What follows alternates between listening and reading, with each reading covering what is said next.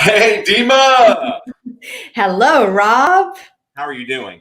I am doing great. I've been looking forward to today and to our show. And it's been a really good day. You know, it's interesting you say that. Good day, busy day over here. Busy day Mhm. over here, but still good. Still a good day. We can still make something positive out of a busy day. Have you seen have you felt the pace increasing at all Oh since yeah. the last Oh yeah. show? Yeah. I think the last at least 2 to 3 weeks. Yeah. Like think about it. We are at the end of January. Soon we're gonna Oh be man. preparing for Christmas. Yeah, it's going so fast. Yeah, don't Yeah. say Christmas. Don't say Christmas. Yeah. There's so much. Yeah. It feels Yeah. like we've all aged a good year or two since December. Maybe I'm wrong. Maybe I'm padding that a little too much. Well, I refuse to agree with you. Look, I refuse to age. Talking about a woman and aging, you don't do that. So just putting creams. Hey, you look great. The rest of us. Woo, pandemic. Well, the good news, our show is about to be 1 year old very, very soon. So we need to do something fun. So for our viewers, if you have ideas of something fun we can do, just let us know. One thing I was thinking is maybe doing like a social virtual networking and inviting people and Ooh, I like getting that. to chit chat with them, whether live or just in a group. So our viewers, let us know your thoughts, any ideas you have for an engaging, fun networking and chit chatting with us. And That's a great idea. until then, so tell us about our guest for today. Okay, this is going to be awesome. I got me about 6.5 minutes of Danny behind the scenes, and like Dima and I were talking, we're gonna maybe what we do for the first year, Dima, like that to celebrate. We have again chit chat with Dima and Rob in front of behind the scenes, like the first 10 minutes or so. We can start airing the lead up. Like it's crazy. The suspense just builds. I start getting nervous when the timer, the countdown comes. But there's always like such good content behind backstage, behind the scenes. Yeah. So Yeah. Yeah. And we're like, no, don't tell us more. Wait until the show. But it's all the exciting stuff.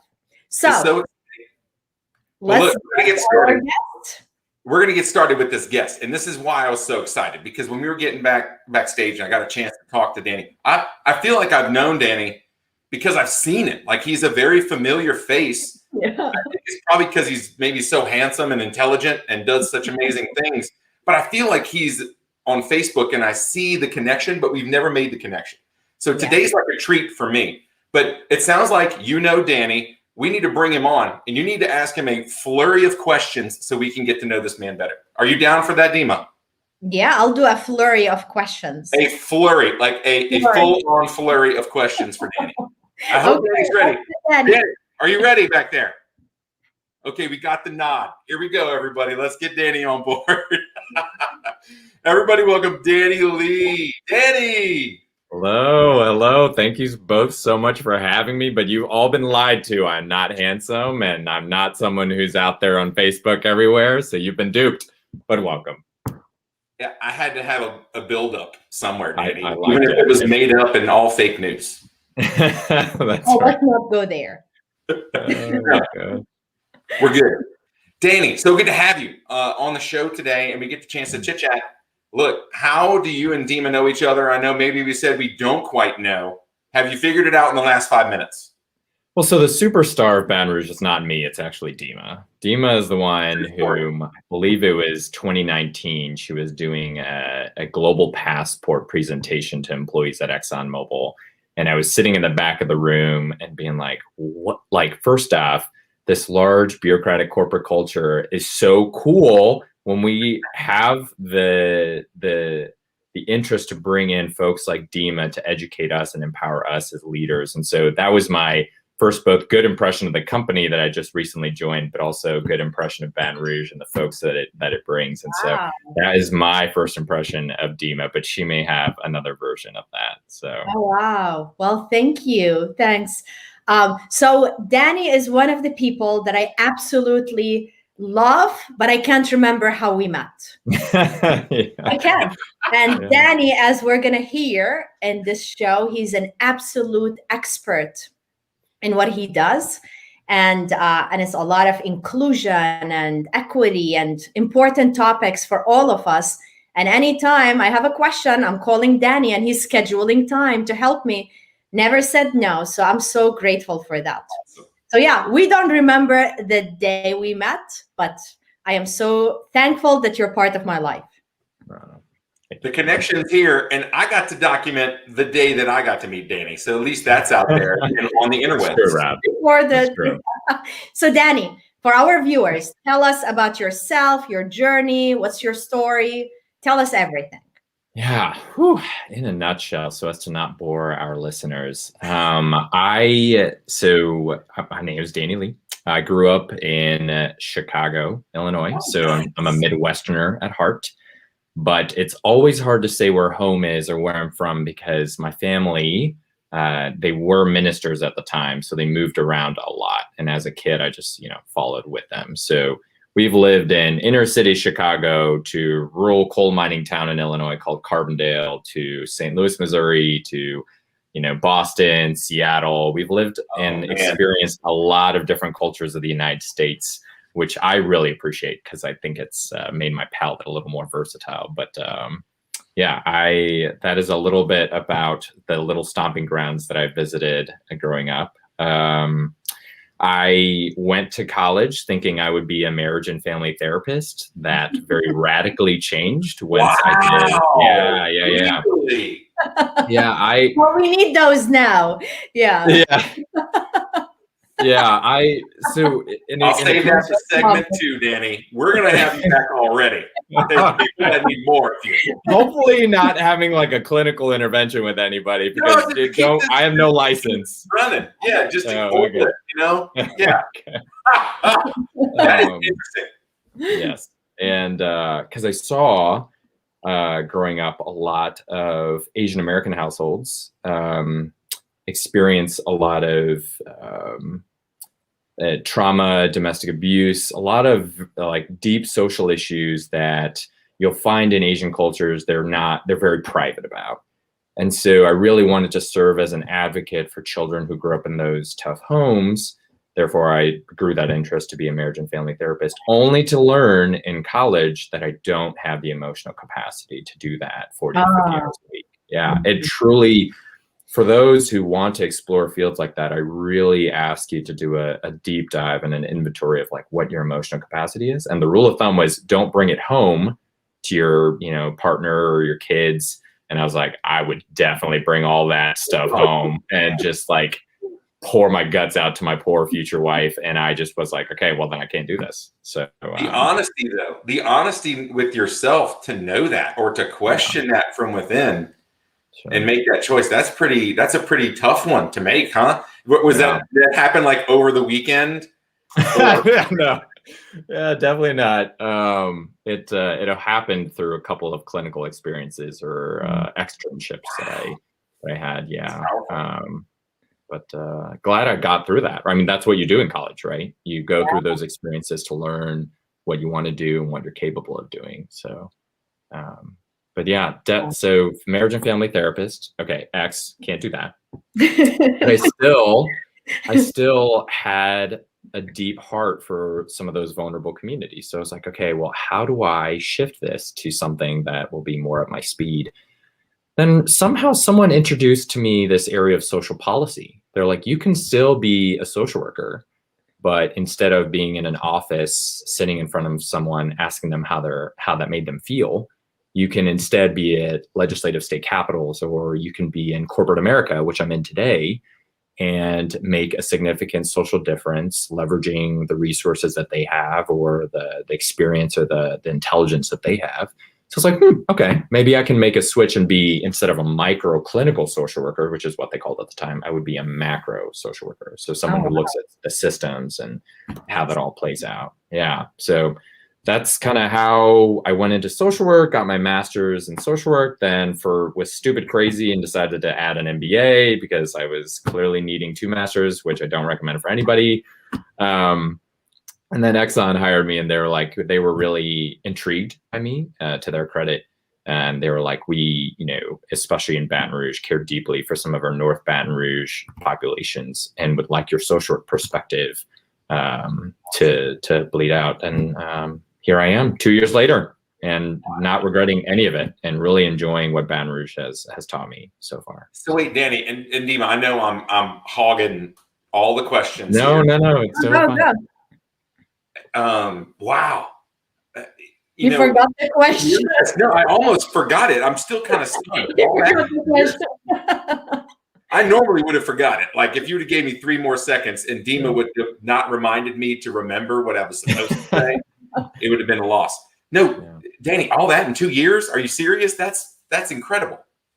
You've made the switch in 2 years, or you've been at Exxon in 2 years? No, I've been at Exxon for 2 years. Oh goodness, okay. Yeah, 2 years. Oh man, if I only had 2 years to make those decisions, I probably would not be here today. But no, I spent time in grad school, probably 4 years in grad school and then 4 years in undergrad. So I did 8 years of schooling.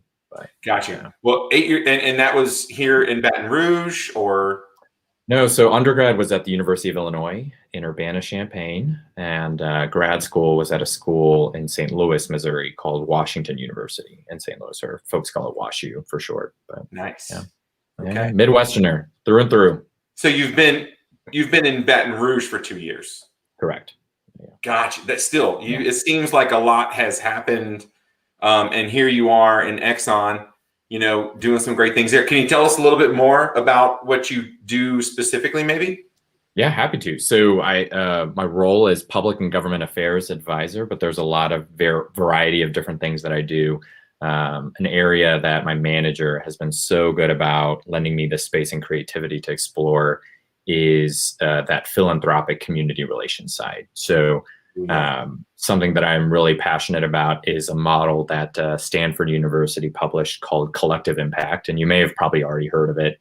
It's a model that's being practiced all across the United States and different parts of the world. But essentially it says, if you have a social issue, say homelessness, instead of thinking it from an outputs perspective, we should think about it as an outcomes perspective. So what does that mean? An outputs perspective would say, let's reduce homelessness by filling up all these homeless beds in the shelters that we have. An outcomes perspective is let's reduce homelessness in general. And so what that looks like in practice is instead of funding more multitude of nonprofits that are focused on homelessness, you bring in anchor institutions like the schools, you bring in the mayor's office, you bring in corporate America like ExxonMobil, you bring in all the big players. They all funnel money into one source. They all have a shared goal that they all align on, removing their own self-interest from it. You have a backbone organization, and then you really tackle that issue from multiple different prongs. And so the theory is that if you really are wanting to scale the social progress or outcomes for a community, you really need all the big players all around the same issue at one time. So and then you have metrics involved with that, but that is a model that I think Exxon and the company have been super supportive of me championing forward. And so it's a really cool best practice that I'm excited about us playing a part in. So yeah, good stuff. Wow. Yeah. Oh my goodness. So now when you talk about government affairs, so you talk now you're mentioning, it sounds like a lot of things related to the public, but with the government affairs, what is your role? Like, what are you doing to help with new policies and the lobbyists and all of that? Well, so I'm not a formally trained lobbyist, and nor should I be. Thankfully, we have a talented person who does that, and he's a great guy. But the government relations part comes in with my conversations with the city council members or the school board members or the mayor's office, thinking about, what their interests and priorities are for the community, how we can find synergies between some of the energy that we have and some of the energy that they have, and trying to connect those. So it's those conversations with elected officials who also deeply care about their constituents and seeing opportunities of good fit between partnerships. So it's all about collaboration. Yeah. Well, this is one example of how powerful the corporate America is when they want to make something good and long term. This is just a perfect example. And I know some other examples that Danny and we talked about, that a lot of big organizations now, they're demanding from their suppliers as they are completing an RFP process to share what they're doing to create an inclusive culture, what they're doing to create more safe environment for their team. So as a result, a lot of organizations are being forced to go and do these things, to implement initiatives. So that's another one Danny and I have been talking a lot about as well. Yeah. So thanks, Dima. Yeah, you both are so talented at this. This is my first experience doing this, and I'm clearly wow, thank goodness you both are leading the charge. Yeah, and supplier diversity is such a powerful tool when businesses can think about or incorporate metrics into which vendors they decide to utilize. So from ExxonMobil's perspective, when we're trying to bring projects to the Baton Rouge region, we're really driving forward a momentum of trying to procure vendors or contracts with minority-owned businesses, and that includes not just the Black community, LGBTQ plus owned, female-owned businesses, you name it, and then place-based too. So as I mentioned before, North Baton Rouge is a big priority for us, and so finding business vendors who are from and placed in North Baton Rouge is a priority of ours as well. And so that's just one great example that other companies are already following or should and can follow, in terms of how they grow out their business in this region. So yeah.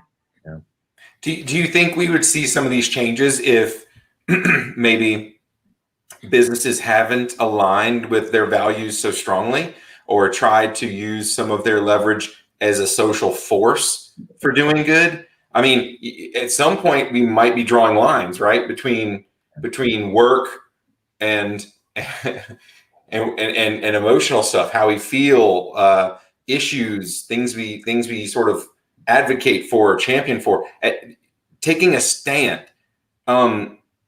Should businesses be involved like this, Danny? Rob, that is such a perfect transition to the topic that Dima particularly wanted me to touch on, which is how we translate. I know, good job. Once a show's calendar year, I will ask a good question. I'm sure that's not true. That's a great question. That's such a good question. Yeah. Sweet answer. I'm now I need to know what the answer is. Question. Yeah. So really what I want to share with the both of you and audiences today is how we can transition inclusion diversity, a term that is often so used in professional spaces that I almost worry sometimes, are we over sanitizing, pun intended, are we over sanitizing that term so that it loses its conviction towards us for us to integrate it and embed that in our daily lives? And so that is sort of what I want to talk about today, is some, ideas or best practices that I think I have in terms, from my subjective limited experience, on how Rob, Dima, and I can enact or incorporate inclusion diversity as such a core part of our being that when we're in the office, it just is a natural byproduct or a natural translation into our conversations that we're having or business decisions that we're making. So today I'm going to talk more about the personal aspects on your day-to-day life, but certainly we can happy to come back and talk about more about what that looks like in corporate America. But yeah, that's a good segue, and happy to dive into that whenever you guys are ready. Go. All right. So I was taking notes and thinking about and reflecting on this, and really, when people think about inclusion diversity, they immediately are primed to think, how do I practice this externally? How do I be more inclusive towards other people? How do I be more, have a diverse mindset? How do I imbibe these values in the way I commune with others? But I almost want to take a step back and say, inclusion diversity in your daily life, step one, has to start with an internal practice and exercise of self-awareness and self-love. And what do I mean by that? So we as humans are naturally drawn to create in-groups, right? We find our tribe. We find people who act and look similar to us, or we find people who share similar values, and we create an in-group. Where we often see discrimination is when those in-groups start to point fingers at other in-groups and say, oh, you're different. We don't like that. Or, you don't belong here. And I ask myself as a social worker, why do we have as humans have that tendency to jump to create those in-groups? Well, I wonder if it's because we feel so uncomfortable being alone and not willing to accept and embrace our own unique identity traits that we find comfort in creating these in-groups and then pointing fingers. So in other words, if no one cared about me, how does Danny view Danny? And if Danny doesn't view himself positively, if he doesn't have a good, positive framework of self-love, then of course I'm going to jump to people who look and act like me so that I can feel better about myself by stepping on other people. Does that make sense? Yeah. You guys are nodding your heads. I'm going to take that as good. Yeah. So, it seems like a way to identify with something else might bring that connection that was lost somewhere else. Right.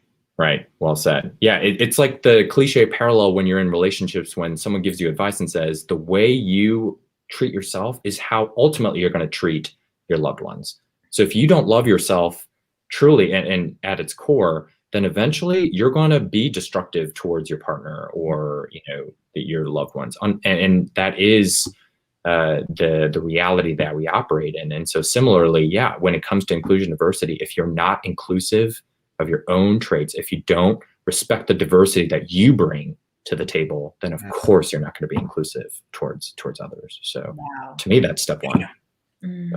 That's the hardest place to start. Can't we start somewhere else, Danny? Yeah, no, I know. It's right.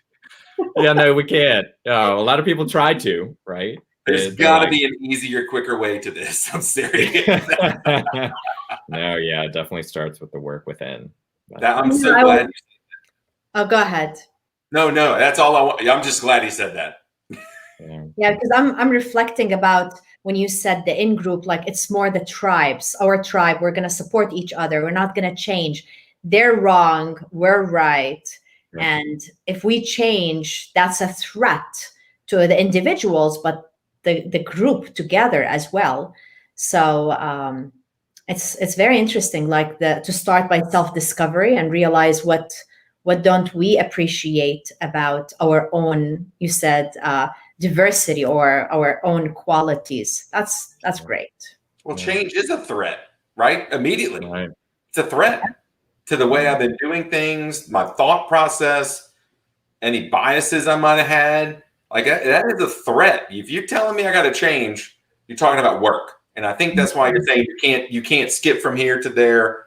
You've got to start with the foundation. And I'm glad you said that, Danny. That's powerful. I don't know that I've heard it said quite that way. So yeah, and well, thank you, Rob. And you're right, change is hard, and I certainly want to validate that for folks. But what you'll find, and again, I'm applying some social work principles here, the more you're grounded in who you are as an individual alone, regardless of what other people view you, and just truly, if I dumped you in this wasteland of a desert, and if you took a hard look at yourself, and if you don't have the foundation of self-love, then of course change is going to be so hard, because the only constant in this world is change. We are always changing and evolving. And so if you don't have a healthy relationship and accepting the changes that are already happening within you, yeah, change externally is going to be nearly impossible or just really, really challenging. So Rob, this is point number 1. Oh my goodness. Can you imagine how 2, 3, 4, 5, 6, 7, 8. We're just getting hot here. We just started. We're just talking about number 1 here. Wow. Turn the fan on. Oh my goodness. Okay, Danny. Keep going. All right, step 2. I think one, let's say you've done the work, you've asked yourself the motives of why is inclusion, diversity matter to me? Why do I need to embrace differences of other people? Once you've done that work, and once you've done the work of, learning to identify your own unique traits and differences from others that may perhaps in the past have caused some pain for you. I also, again, want to validate that. Your differences growing up may have caused you pain. And I certainly want to validate and apologize for the pain that you've experienced. But once you get to a point where you've matured and have grown to accept it, then step 2 is acknowledging your failures. Yeah, we need to start there as well. You jump straight to failure, man. This is I know, going straight to failure. Yeah. Failures. Oh, this is good. So good. This is good, Dima. He's good. So failures of Whew. of ways. Yeah, I've got a good story and I always default to this story because it's a failure of my own. But back in college, not Woodstock era, but I like to call it Woodstock era. I was, just this really dominant male ally for the feminist movement. And I was just a staunch feminist, was really loud and proud about the fact that I was defending women's rights. And I had a beautiful friend whom I still love to this day, and we still, engage in conversation. Her name is Ileana, and she one day pulled me aside and said, "Danny, you are an advocate for women's rights, and yet you are the most dominant voice in this form of advocacy." Mm-hmm. And it blew me away because A, she was right, and B, if I'm the dominant voice and advocating for women's rights, isn't that counterproductive? Like I'm fighting to give women this space, and yet I'm the loudest one in doing that. And I'll never forget that moment. And it was certainly a failure of mine. And it called into question what my motives were. Was I doing it for my own glory so that I can be recognized as someone who was on the right side of history? Or was I doing it because merely it was the right thing to do? And, she not only called into question sort of my motives and again, asked me to self-reflect, but it also gave me the opportunity to reframe that failure, which I eventually did own as an opportunity for growth. And now I heed her advice, and I'm not doing it on this call, but I heed her advice that when I'm in spaces trying to advocate for women's rights, I'm doing 85% listening and 15% talking. So that's step 2, recognizing your failures. Yeah, and owning them. No, I absolutely love this. So it's recognizing your failures, but also becoming more aware. So I want to add to what you said, becoming more aware of your biases, like are your unconscious biases, because sometimes, like here, it's not unconscious bias topic, like what you just said is your failure, but sometimes we're doing things and we don't even realize it. So become more aware of that. Or is that a different step? No, that's good. These are all connected.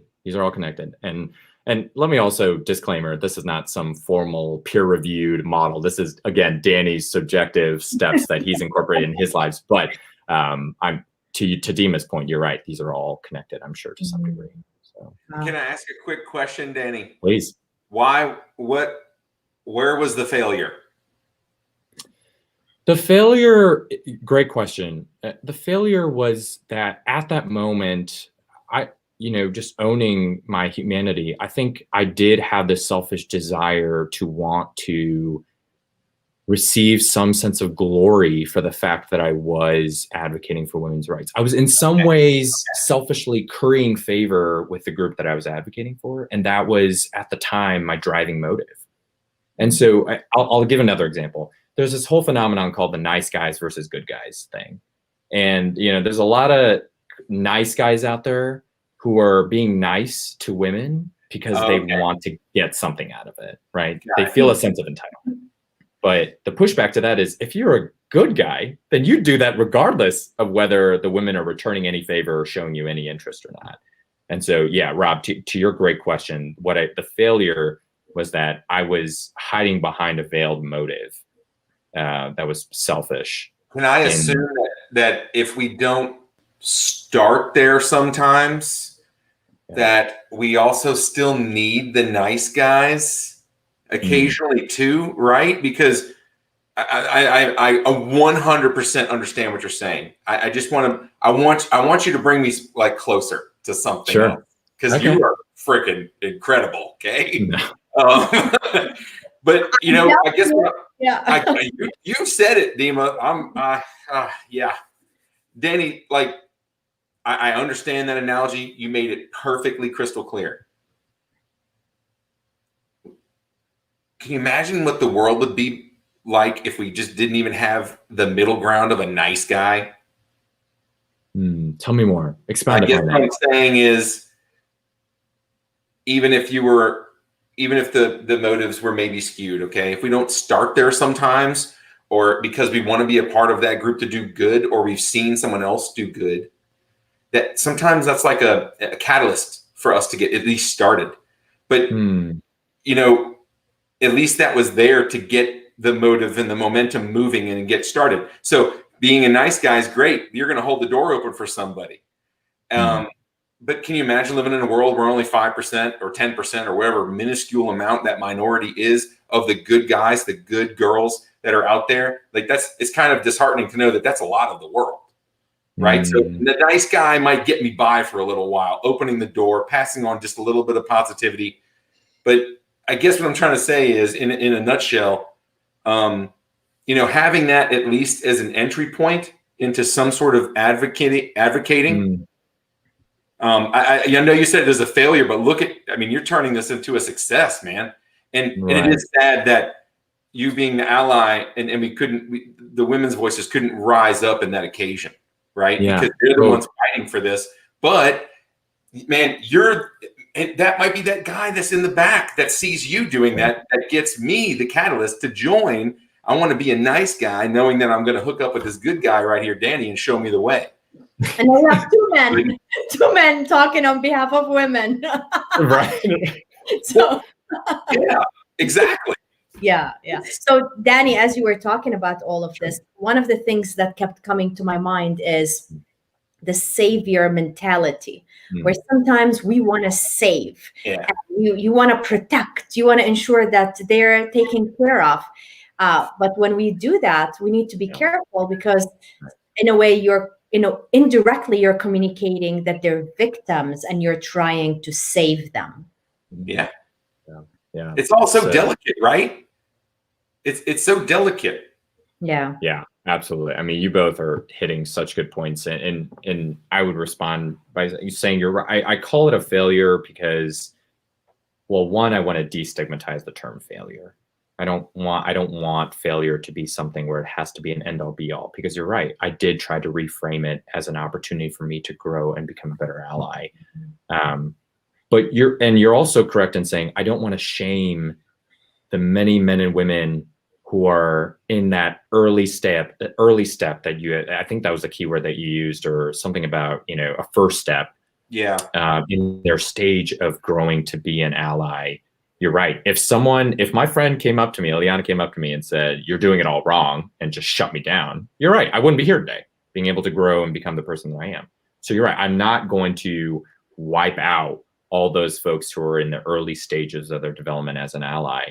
Instead, I want to invite them towards this next step where, to Dima's point, we are shifting from a more savior-oriented complex to, let me just focus on the existing strengths that are already there towards the group that I'm seeking to advocate for, and just highlight that as this optimal level of an ally. So you're right, those good stages. And I appreciate you saying that, Rob, and Dima, you as well, because we want to meet people where they're at. And this isn't if you're not at Danny's level, well then bye. This definitely is not that. And that's not what this conversation is. Because if that were the case, this isn't an inclusive conversation.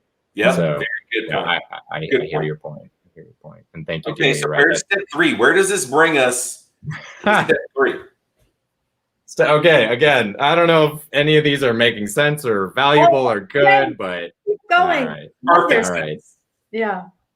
For me, step 3 is the more practical one, which is just take inventory of your own fears. So the first was that self-awareness. The second was the failures. The third is fears. I think the reason why I put this as step 3, I think once people get to that area where they're like, all right, I'm charged up, I'm ready to be a good ally, and they go out there, they're, of course, the world tries to throw at you a whole lot of fears that you're trying to exercise that muscle of building common ground. So if you're going out there and you're trying to interact or connect with people who are different from you, I think certain fears will come up. Your existing prejudices, your existing stereotypes, whatever they are, going to come up, and you are going to be met with fear. But instead of shying away from those, I think that third step is, taking inventory of them. I'm feeling afraid right now. Why am I feeling afraid? What's causing that? And just challenging those preconceived notions. That to me is step 3. So. Wow. What do you all think, Dima, Rob? I just said, wow. Okay. I'm going to be honest. I know you were explaining this, and I had to question if we were still talking about DE and I. This goes, and I guess what this shows me is the parallel to how deep this really is, and how strong, how tightly these are bounded together and related. Right. I guess it's just becoming more and more clear. But I'm serious when you were explaining that, Danny. I was wondering, are we still talking about inclusion and allyship? And I know the answer is yes. It's just that's how powerful this is for me right now. Mm. Yeah, and certainly if I'm going off base, let me know. No, I mean, okay. To add to what Rob said, it's about being a good human, right? Yeah.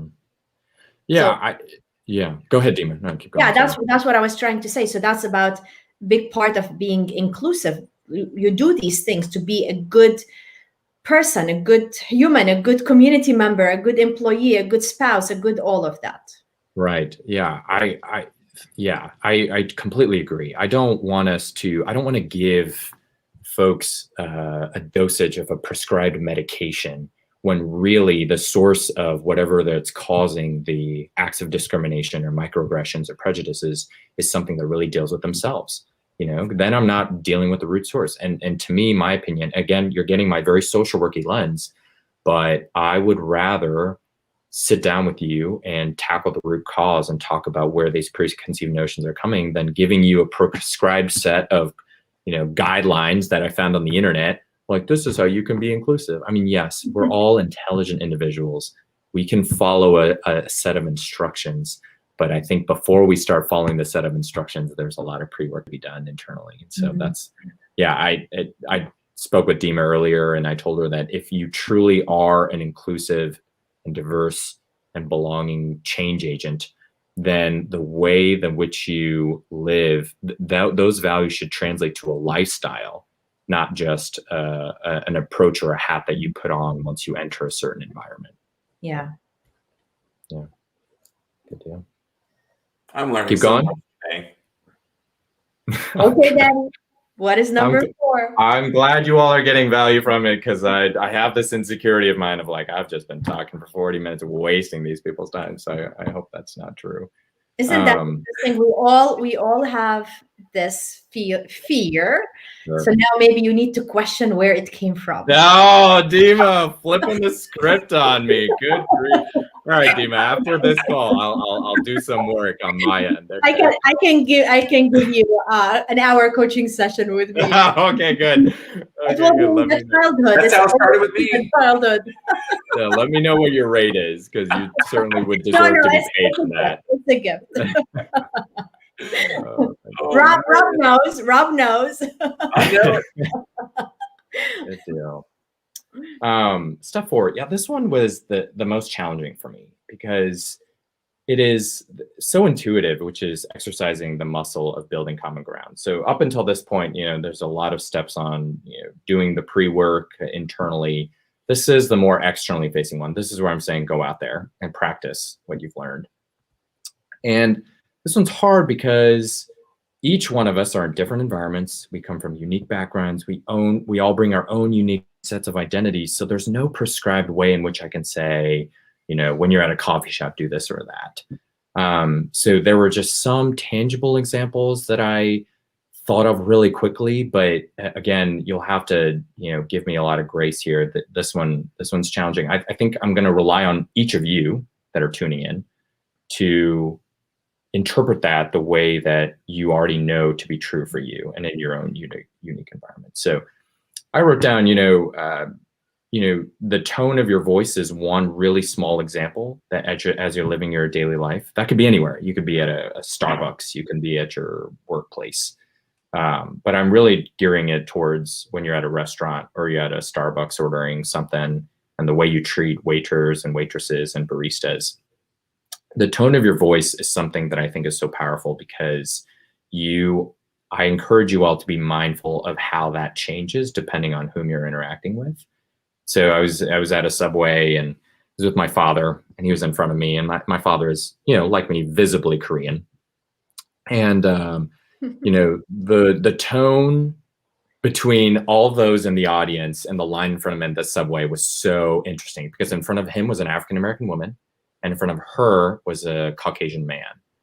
And so I'm watching the way this Subway worker is interacting with all them. And with the Caucasian men, there's just a lot more diligence and paying attention to the work and trying to keep the head down and not trying to make too much eye contact with this Caucasian man. And I'm assuming there's a dynamic of power and a sense of like respect towards this alpha male and therefore the worker tried to keep their head low. With the African-American woman, it was interesting because I could tell they were trying to be an ally, so their intentions were well placed, but it's as almost when your parent is trying to use their parent voice when trying to convince you of something, it's like overly done, or your parents are like trying to connect with you and they're like really butchering it, whether your mom like shows you a TikTok video if you're a Gen Z person, you're just like, that's not funny at all. And your mom's hilariously like dying laughing. It was one of those cringy moments where this worker was really trying to be an ally, but so aggressively that it made the African-American woman feel even more different. And what I think the Black woman was wanting at the time was just like, I'm just here to order a sandwich. Just like make me feel like I'm a normal person and the same person in front of me, or just make me feel like they're equal. So the contrast between that was interesting. And then finally got to my dad, and just the amount of apathy that was, I think, extended towards my father kind of was disheartening and made me aware of being a Korean American. Sometimes we're the invisible minority, especially, and Dima asked me to apply this in the context of Baton Rouge. Baton Rouge struggles with this dynamic where racial dynamics are predominantly Black and white. But that, for a lot of understandable reasons, the dialogue is Black and white. I mean, those are the majority populations or the large populations, but it was interesting being a Korean American, the role that I play in Baton Rouge. So sometimes I'm seen as incredibly invisible, where I'm just totally seen right through. Or other times I play this very powerful role of bridge building between two groups who both see me as a neutral figure. So now I'm just digressing, but really the point that I want to share is in your daily life, just be very mindful of how you interact with folks, because it could be so subconscious, but it could have really powerful implications on the people you're interacting with. So just with the tone of voice.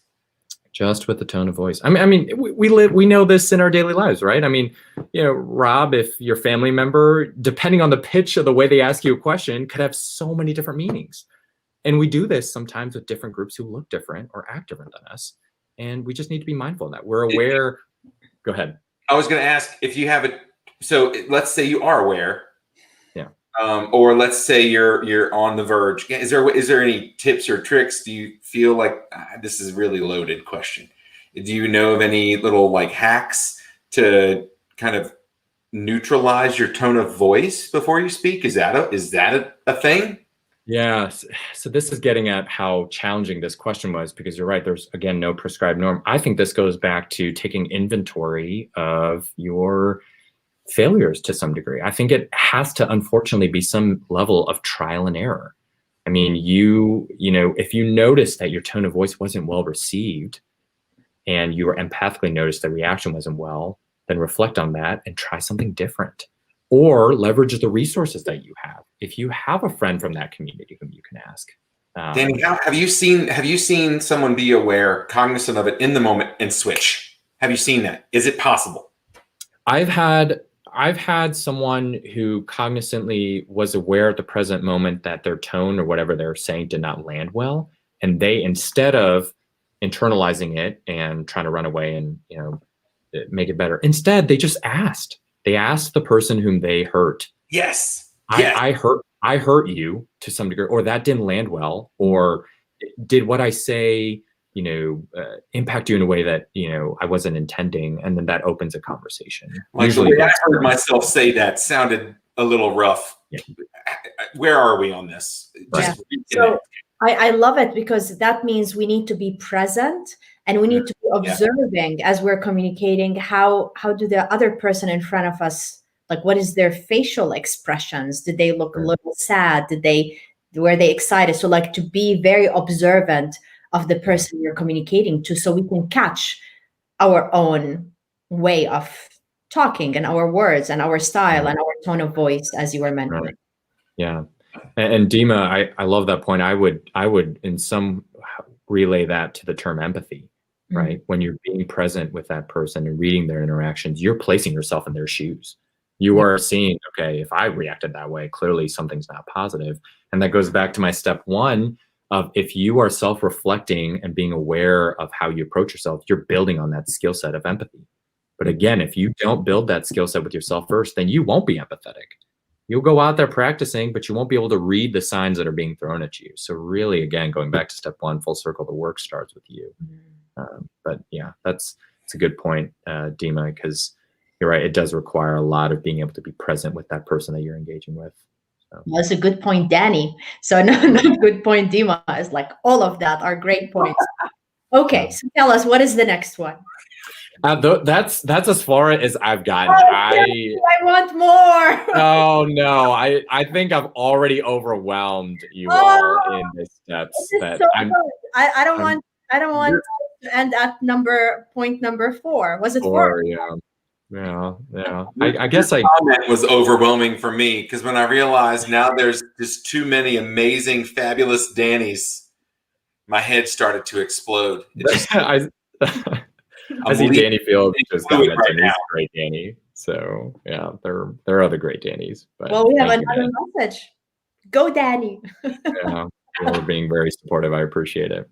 But, I guess yeah. The last thing that I maybe want to share, it doesn't have to be the last, but the last point that I wrote down is confronting someone who's hurt you or confronting someone who wasn't inclusive to you is really hard. It's really, really hard because you're, of course, experiencing pain. You don't want to be associated with the person who caused you pain. Understandably, how you react is entirely your decision, and you have the autonomy to do that. But for those who are interested in confronting those who haven't been inclusive to them, one, framework that I like to offer is to build common ground with them so that you can learn what language motivates them. So I'll give an example. If I'm engaging with someone in a church setting who, discriminated against me to some degree, and they really are just belligerent, and it gets to the point where I need to have a conversation with them, instead of being like, hey, that was terrible, and using terms like privilege to really shut that person down, I want to learn what language they use on their day-to-day basis. So if, I'm speculating here, but if they're a churchgoer and they, faith means a lot to them, then there are values that we can relate to, right? They're going to church, and Christianity has a certain set of values, and a lot of other religions do.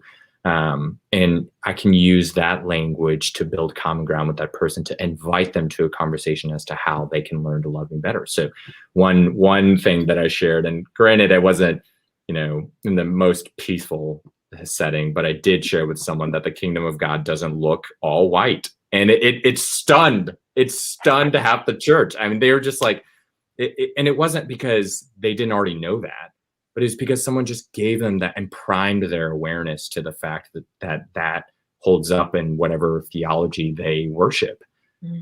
So that was the starting point for folks who, were really nervous about what inclusion diversity meant, because it was sometimes such a scary term. But if you put it in their language, sometimes it can really disarm them. So that's the last thing I'm going to say. I'm going to stop talking at you all because I feel like I've done that. This has not been a chit chat. This has been a Danny lecture. So I apologize. That is so not true. That is not true. So, wow. I don't think I'm going to be able to sleep easy tonight. Like, I'm just so hyper. You rarely see me so hyper like this. So this man. And we have a comment from Danny Fields that we're great too. We think you are great. Oh, Danny boys. The pipes. So many Dannys in our world today. Right. I love it. Can't get enough of it. This is, if we're starting at step 1 and you're always the base, you're always having to return to that. There's always work to be done. Yeah.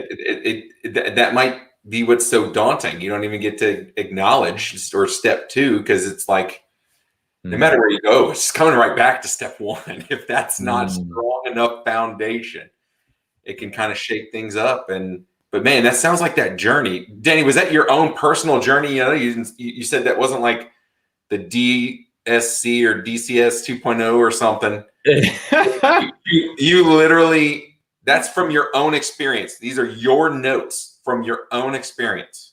These are my own subjective notes. Yeah. Can I ask one more question? Have you shared these with anybody else? Because these are. Oh wow! You all are very kind. I've not shared these, but I'm more than happy to share these. Yeah. Yeah. Too good not to share. I mean, it's really good stuff, Danny. I'm amazed and inspired. Thank you for sharing that.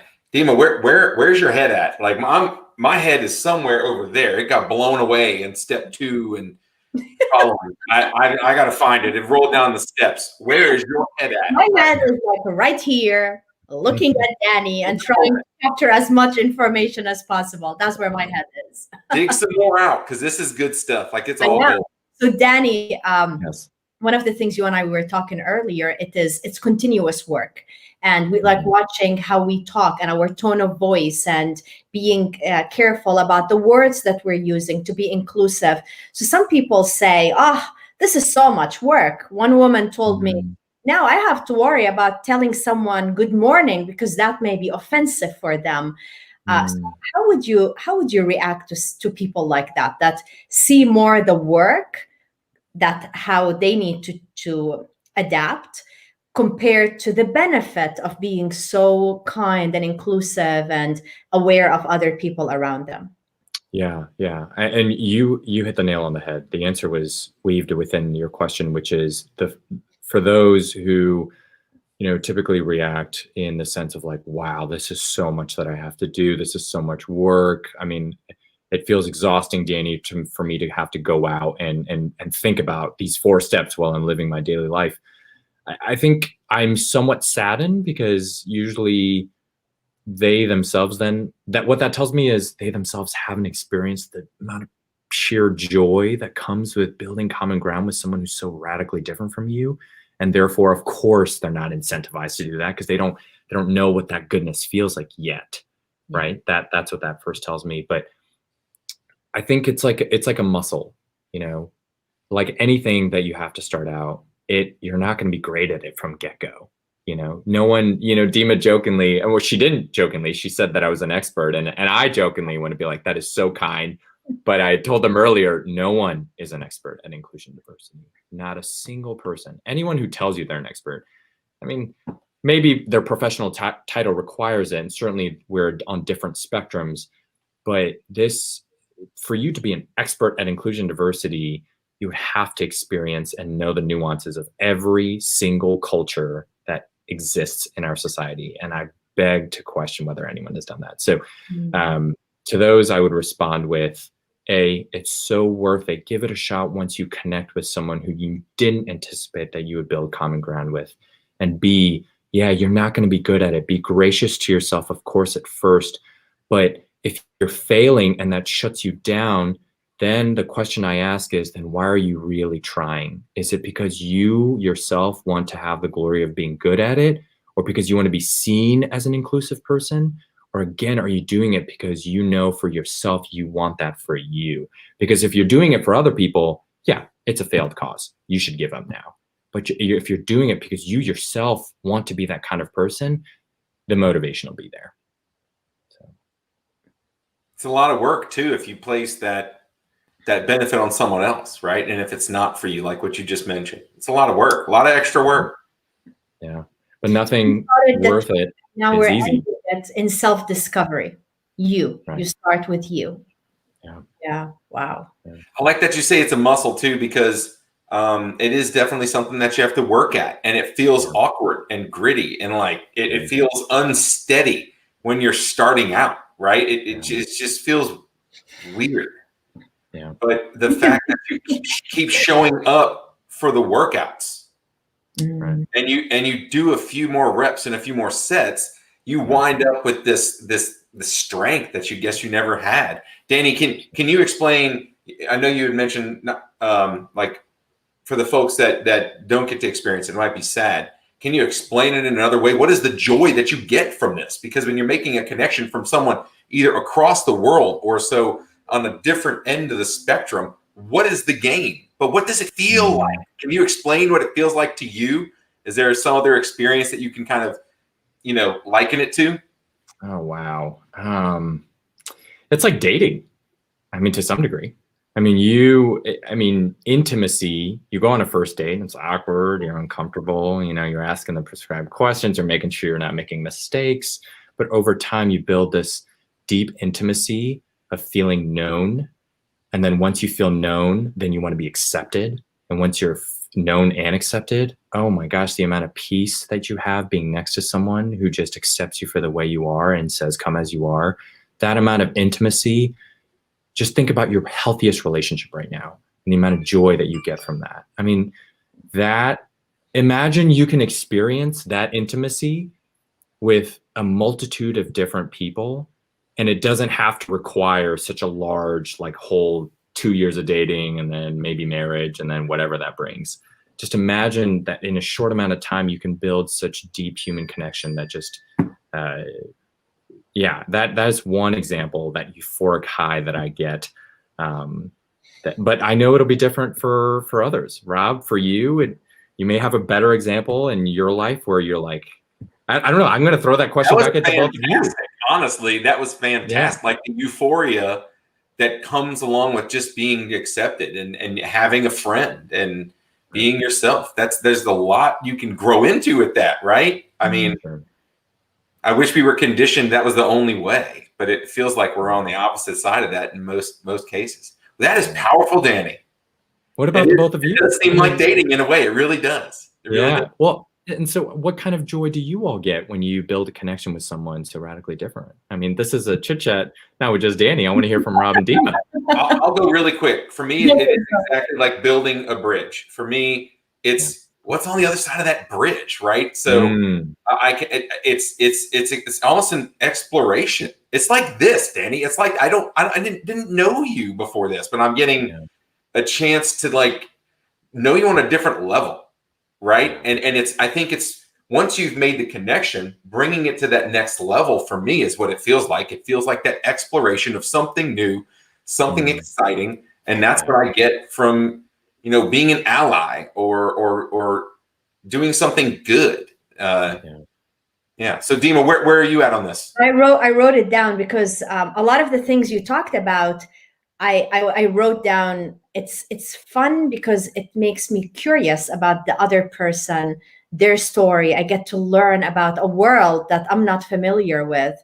And that is a lot of fun. And then the other thing I wrote is being in the moment. So earlier I said about being present, like when you are in the moment, connecting with someone, whether they're similar or different than you, there's just something so powerful being present, being with them in the moment.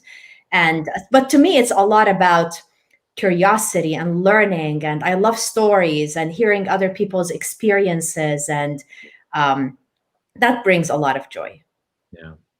Yeah. Once we take the mask and the fears and the boundaries. Right. Yeah. Do the pre-work. It's important. What role does conditioning have in all this? Ooh, well, even political conditioning, right? So conditioning. What we were taught growing up of what is right, what is wrong, who's good, who's bad, who we should talk to, who we shouldn't talk to. But then that's even fueled more with the political environment we're in. Yeah. Ooh, I mean, wow. We are, Whew, Rob. I mean, we're going there. Yeah. I mean, and the conditioning plays a lot. And to Dima's point, the political landscape is certainly inflaming some of this rhetoric. But that pre-work of self-reflection, it is also asking yourself not just how you view yourself, but how others have made you view yourself. So what I mean by that is, conditioning plays a huge role in how we're naturalized to view ourselves and others. And so when you're in this journey, you may have to reevaluate or call into question some of the beliefs or the messages that those whom you love and admire have cherished with you. I equate that feeling of scariness as when you're a child and you grow up and you finally realize that your parents aren't superheroes. That really painful moment where you're like, wait a minute, you're not perfect. Wait, you have your own sets of trauma and own sets of imperfections that aren't always great for me. That hurt. And I'm sure there are a lot of folks who are on this call can relate to that. So yeah, it's hard. And you might have that disillusioned effect or that reality happen with some of your friends or family as you're doing this pre-work. And not but, and who are you today after realizing that your parents aren't superheroes? You're not someone who hates them. In fact, you may learn to appreciate them even more now that you understand that they're human. And so it is a journey that is scary, but oh so worth it if you just keep trekking along. So, And because they're not superheroes, not everything they taught us is set in stone and accurate. correct. Start questioning the lessons and the messages we were taught. Yeah. Yeah. So. Wow. I don't want this to end. I don't know. Danny, we would love to have you back. Oh my, I would. Chat If I have you for both hours. cheerleading me like this, why wouldn't I want to be back? I mean, Dima, you know what this tells me? This just is like having. I just had this feeling having someone like Danny with this all this capacity, this training. It just shows you how ripe we are for a little bit more of empathy and understanding and awareness. I mean, I can see I'm applying this to like, the business side of things, and having someone like Danny at my company who has these skills or this passion to share and make the world a better place or set policies, right? That sounds amazing and it feels great. But wow, what role you take. And then we even started with this because we started with talking about should a company align with their values or these beliefs. But having someone like you on a team really can, I think, bring some huge benefits to the team building, to the morale, to the cohesiveness of a company, of a group of individuals, bringing them together. It's amazing just how much of a glue I feel like Danny would be at Exxon or somewhere else. So I'm glad you got to, sprinkle a little bit in Missouri and a little bit over here in Illinois, man. Mm-hmm. I'm glad you're here in Baton Rouge with us. This is incredible. And then Dima invites you on the show. We're going to have to line you up for part 2, brother. Yeah, I told you it's going to be 3 hours. So did you prepare him for that properly? I'll mail you a bottle of wine. And thanks, you. We're gonna have a conversation. I think Exxon, they're so lucky to have you, and I believe that our community, we're also lucky to have you. Agreed. Well, look, we had one more comment, and I want to throw it up there because this looks really good. It's talking about the pre-work. Danny, do you have any comments on this? I'm reading on this comment. Pre-work seems to be predicated on an ability to engage with the work. Shouldn't the first step then be the larger systems to model pre-work and the work? Oh, that's a very, very good question. And this comes down to the question of individual responsibility versus the collective responsibility. So did we fail those individuals? I'll give an example and parallel this to masculinity and the way we raise boys. Are the way boys act today because we fail them as a society to socialize them in ways to emotionally and healthily engage in relationships, to communicate and that not be shamed and stigmatized. I agree with Chris that it doesn't have to be an either or situation. That pre-work, you're right. I'm asking the audience right now to individually do that work, but certainly you're hearing the testimonies of the company. But there is a role for the larger systems, whether it's our public education, whether it's policy, and that's why these community relations or government relations aspect is so important, that I not only am inviting you all as individuals to do the pre-work, but in my conversations with the mayor's office or, government departments and city council members and school board members, we all have to think about this as well. So the responsibility is certainly shared, and I'm glad you brought that perspective. It's both individually and the systems at large. So. Wow. That was a damn good question. Yeah. Good question, Chris. So you may have realized Danny is still at work. Yeah, I didn't realize that. The site, is that what the sound is? Yeah. Oh, yes. I'm still currently in the office. Correct. Yeah, but is the sound that came, like the ring, was it because they're closing the site? Oh, no. I think it's just some automated test system to. Okay. Yeah, Yeah, we don't want you to get locked. Yeah, no, We that would be also bad. want to continue his employment at Exxon. But to Dima's point, you're right. I'm still doing the work in not just at work, but I'm still doing the work at thinking about how I can be more inclusive and diverse as well. So I'm by no means an expert. And Chris, I'm glad you provided that perspective. You're right. I'm here telling you all as individuals that it's your responsibility, but you're right. I say the collective we, as the broader society, we have work too. And we have failed, folks. And I want to validate that as well. So, yeah. Powerful stuff. I'm so glad you shared this, Danny. We definitely have to get you on again. This was very insightful. I feel like I grew tonight internally. Definitely not physically. I'm still. We're going back. I've always wanted to be 6 feet. I'm still 5'11", but inside my heart, I'm easily like taller than a Sasquatch at this point. I'm a good 8.5. I feel so tall. But you see, I'll tell you that's something. It's so interesting, and I'm glad we're ending here because everything you're talking about. Listen to this. Everything you're talking about has a stereotype right now. Like your bias right now is the taller, the better. You don't want to be 5'11". You want to be 8. So that means if the taller you are, the better it is. And that is so wrong. There's nothing about the height. It's a matter of what's going on here and what's going on here. You're right, because during the pandemic, all that seems to be growing is out this way. And you are 100% correct. Yeah, I was complaining to a friend about it today. Yeah. Guys, we're not doing very good at the self-love. Step 1 was self-love, okay? Yeah. You need to listen to Go back to that. Go back to that, the both of you. I've got to watch the show again. So I should have been present from the beginning. No, this is really amazing. I feel this is one of those shows, Dima. You know what I'm talking about. This is one of those shows that is special. Yeah. And I got so much out of this. I cannot wait for round 2. And we're going to cue it up and throw you a nice fastball down the middle, Danny, because this was a home run, brother. I am so glad I got to meet you tonight. And I'm kind of jealous. I shouldn't be. I'm jealous Dima has had you this whole time. And, it sounds like we've been going out every day, Danny. I know, Dima. Yeah. Which we have been, but we won't talk about it.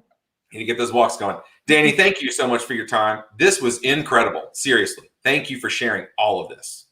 Thank you. Thank you both so much for having me. Dima, thank you for giving me the privilege of being here. Rob, you are such a delightful soul. I would more than happy to grab a beer with the both of you at any point once we're all safe and COVID is gone. But thank you to you both. I really enjoy this. It is such a privilege that there are folks who are willing and wanting to listen to me. And I apologize for anyone who, maybe didn't feel like my comments were on base, or there was an added perspective that I didn't bring up that you'd wanted me to. Feel free to, share those along. Dima can share my contact information if you'd like to reach out to me in any way. But okay, that is not a good way to end. No, it's an amazing way to end. We're at a high, and I'm like, oh my. No, I just the exercise and empathy there for the viewers. Like, good Lord, I just do that. Okay, you're right. Sorry. I mean, I still mean it. But felt uncomfortable with anything you said. No. And sorry. If anybody felt uncomfortable with anything you said, which was all about inclusion and love and connecting with others and all the good stuff, if someone has issues with that, that's okay. That means they need to go to step number 1 that you identified and figure out why they're feeling that way. And they need to go to step number 3 and figure out what are the fears that are coming up for them. So you actually gave everybody a really wonderful step-by-step. For the ones that understand and connected with your message, it's great. And for the ones that resist your message and think that is just not good enough, it's still good for them because it's going to help them be better people. So don't apologize. We can't end it this way. Well, Dima, those words, those are the words to end on then. Listen to Dima. Words. And I hang on them all the time. I love everything that Dima has to say. Friend, I have to say, this journey that we've been on with these chit chats, Dima, I've gotten to meet some of your friends. You've gotten to meet some of mine. We've met people that we didn't even know. And man, I got to tell you, this is a lot of fun. And I have had an amazing journey. This is one of those shows where I know that I said I grew. I feel like I've learned something. And Danny, I'm going to have to go back and reconnect with this show, because I still think step one's, you got it all. It's all reliant on that foundation we built there. So I'm going to do that. I know I have an hour and 10 minutes of footage to review. So I'm going to go ahead and do that. And Danny's going to get back to work. And Dima, are you going to help us find some more amazing guests for our shows? Working on it. Yeah, absolutely. We're working on it. Danny, I'm going to throw up a slide, and we're going to talk about how amazing you are, because we want quality guests like you. Thank you for being on our show today, my friend. Thank you. Thanks for having me. Thank you so much. And that's it, everybody. That's it for our show. We want you to suggest a guest to chit chat with us. If you've got someone with a great story to tell, they're a leader in our community or a great speaker, we want to hear it. We want to hear from them. So please, please, please tag them or post in the comments so we can connect. And this has been amazing. Thank you for being a viewer of this amazing show today, Chit Chat with Dima and Rob. And thank you for Danny for coming out and sharing all that great information. Have a good one, everybody. Stay safe.